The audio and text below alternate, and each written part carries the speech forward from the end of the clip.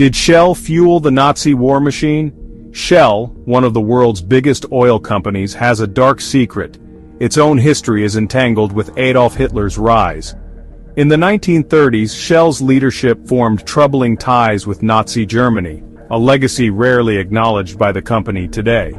In the lead-up to World War II, Royal Dutch Shell actively collaborated with Hitler's regime. Shell's chief at the time, Sir Henry de Terding, was an open Nazi sympathizer who financially backed Hitler's Nazi party. He poured resources into the Third Reich, even meeting Hitler at his mountain retreat, and earning praise as a great friend of Nazi Germany.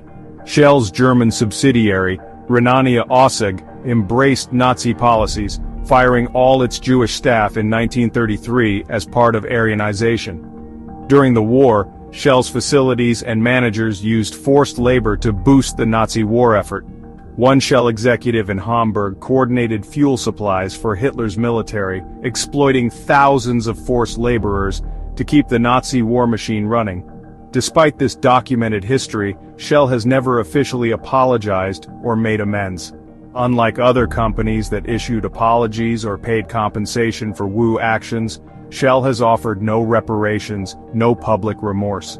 The company's official histories have often glossed over or sanitized these Nazi-era dealings.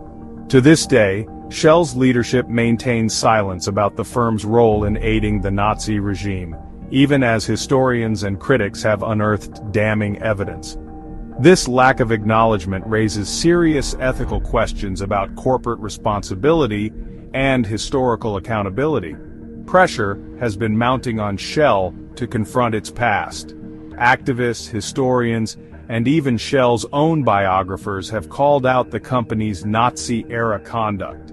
For example, internal research by historians, commissioned by Shell, revealed that Shell's top offices approved the expulsion of Jewish staff and downplayed Nazi atrocities as false reports.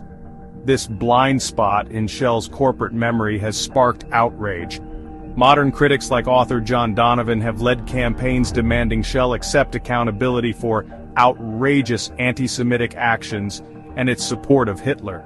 Public outcries continue to erupt when Shell appears tone-deaf to this history, as in 2015, when the company faced a storm of criticism for naming a ship after a Nazi SS officer. These controversies keep the spotlight on Shell's past, with many insisting the oil giant come clean about what it did during the war. Shell's story is more than a history lesson, it's a moral reckoning. Should a corporation that once helped fuel Hitler's war machine be held accountable today? The absence of any apology or restitution from Shell begs the question of whether corporate giants are willing to own up to past crimes.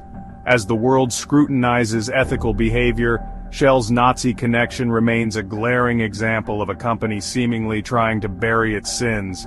In just over 3 minutes, we've seen how a renowned oil company's legacy includes financing a genocidal regime and neglecting to take responsibility.